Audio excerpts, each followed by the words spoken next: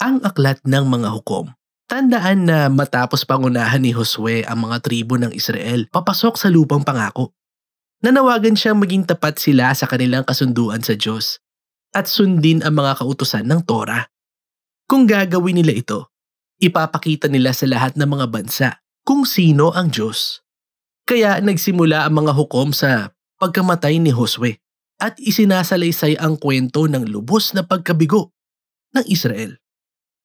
Nanggaling ang mga pangalan ng libro sa klase ng mga pinuno ng Israel sa panahong ito. Bago sila nagkaroon ng mga hari, ang mga tribo ay pinamamahalaan ng mga hukom na ito. Huwag mong isipin na katulad ito ng isang korte. Ang mga ito ay pinunong pampulitika at militar ng isang lugar. Parang pinuno ng tribo. At paalala lang, nakakakilabot at marahas ang aklat ng mga hukom.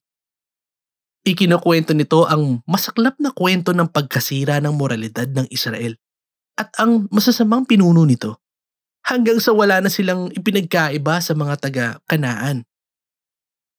Pero ang malagim na kwentong ito ay ginamit para humugot ng pag-asa sa hinaharap at makikita ito sa mismong disenyo ng libro. May malaking panimula na maglalatag sa kabiguan ng Israel dahil hindi nila napaalis ang naiwan ng mga taga-Kanaan. Kasunod nito ang malaki at pangunahing seksyon ng libro. Mga kwento ito tungkol sa lumalalang kasamaan ng mga hukom ng Israel. At ipinakita sa pagpapatuloy ng kwento ang pagbabago sa mga pinuno ng Israel. Mula sa mabuti, tapos okay lang, hanggang sa tuluyang sumama. Ang panghuling seksyon ay talagang nakakakilabot.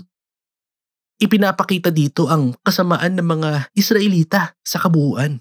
Tara, magsimula na tayo. Pag-aralan natin ang bawat bahagi ng mas masinsinan. Ang pambungad na seksyon ay nagsisimula sa mga tribo ng Israel sa kanilang mga teritoryo sa lupang pangako. Kahit natalo ni Josue ang ilang pangunahing mga bayan ng Kanaan, marami pa ring lupain ang kailangang sakupin at marami mga taga-Kanaan ang naninirahan sa mga lugar na yon. Kaya makikita sa Kabanata 1 ang mahabang listahan ng mga grupo ng tao at bayan sa Kanaan na hindi napaalis ng Israel mula sa lupain. Tandaan, ang pinakapunto ng pagpapaalis sa mga taga-Kanaan ay para iwasan ang kanilang moral na kasamaan at ang kanilang paraan ng pagsamba sa mga Diyos, ang pag-aalay ng mga bata. Tinawag ng Diyos ang Israel para maging banal na bayan. Pero hindi ito nangyari. Inilarawan sa Kabanata 2 paano namuhay ang Israel kasama ang mga taga-Kanaan. At ginaya nila ang lahat ng ginagawa ng mga taga-Kanaan ayon sa kanilang kultura at relihiyon. At dito mismo tumigil ang kwento. Sa halos buong kabanata, inilahad ng narrator ang buong ideya tungkol sa mga mangyayari sa kabuuan ng libro. Ang bahaging ito ng kasaysayan ng Israel, ayon sa nagkukwento, ay serye ng mga kwento na umiikot pababa. Ang Israel ay naging katulad ng mga taga-Kanaan at gumawa ng kasalanan laban sa Diyos. Kaya hahayaan ng Diyos na sakupin sila at apihin ng mga taga-Kanaan. Tapos maiisip ng mga Israelita ang mga pagkakamali nila at magsisisi. Tatawag ang Diyos ng isang tagapagligtas, isang hukom, mula sa Israel at tatalunin niya ang mga kalaban at magkakaroon ng panahon ng kapayapaan.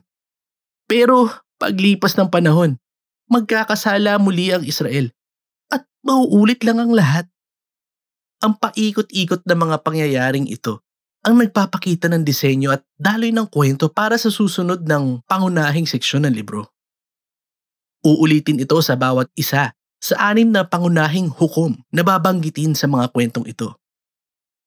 Ang kwentong tungkol sa unang 3 hukom, sina Otniel, Ehud, at Deborah ay matinding pakikipagsapalaran. Madugo rin ang mga kwentong ito. Mababasa dito kung paano tinalo ng hukom o ng mga taong tumulong sa hukom ang kanilang mga kaaway, kaya naligtas ang bayan ng Israel. Ang mga kwento tungkol sa susunod na 3 hukom ay mas mahaba at nakatuon ang mga ito sa mga kapintasan ng mga hukom na palala ng palala. Si Gideon, maganda ang simula niya. Mahina ang loob niya. Pero nagtiwala siya na pwedeng iligtas ng Diyos ang Israel sa tulong niya. Tinalo niya ang malaking hukbo ng mga Midianita. Kahit 300 katao lang ang kasama niya. Gamit lang ang sulo at palayok. Pero mainitin ang ulo ni Gideon. Pinaslang niya ang mga kapwa Israelita na hindi tumulong sa kanya sa labanan. Mula dito ay nagpatuloy na siyang bumagsak. Gumawa siya ng Diyos-Diyosan mula sa gintong nasamsam niya sa kanyang pakikipaglaban. At nang namatay siya, sinamba ng buong Israel ang Diyos-Diyosan at naulit muli ang ikot ng kwento. Ang sumunod na pangunahing hukom ay si Jephthah. Para siyang siga o mafia na nakatira sa mga burol. At kapag may nangyayaring masama sa Israel, pinupuntahan siya ng mga matatanda at nakikiusap sila para tulungan niya. Mahusay na leader si Jephthah. Maraming labanan ang naipanalo niya laban sa mga angkan ni Amon. Pero hindi niya talaga kilala ang Diyos ng Israel. Akala niya kagaya siya ng mga Diyos ng taga-Kanaan. Nangako siya na iaalay niya ang kanyang anak na babae kung magtatagumpay siya sa laban. Ipinapakita ng masaklap na kwentong ito kung gaano kalayo ang ibinagsak ng Israel. Hindi na nila alam ang katangian ng sarili nilang Diyos. Kaya nauwi ito sa pagpatay at maling pagsamba. Ang huling hukom, si Samson, ang pinakamalala sa kanila. Nagsimula ang kanyang buhay na puno ng pag-asa, pero wala siyang pakialam sa Diyos ng Israel. Siya ay malaswa, marahas, at mayabang. Nagtagumpay nga siya gamit ang mga brutal na diskarte laban sa Filisteo. Pero sinakripisyo niya ang kanyang sariling dangal. Natapos ang buhay niya sa isang marahas at biglaang pagpaslang sa maraming tao. Pansinin natin sandali. Mapapansin mo ang paulit-ulit na tema sa pangunahing seksyon ng libro. Sa mga mahahalagang pagkakataon, bibigyan ng Espiritu ng Diyos ng kapangyarihan ang bawat hukom para magawa nila ang mga dakilang pagliligtas na ito. Pero hindi dahil ginamit ng Diyos sa mga taong ito ay sumasang-ayon na siya sa lahat o sa kahit anong gusto nila.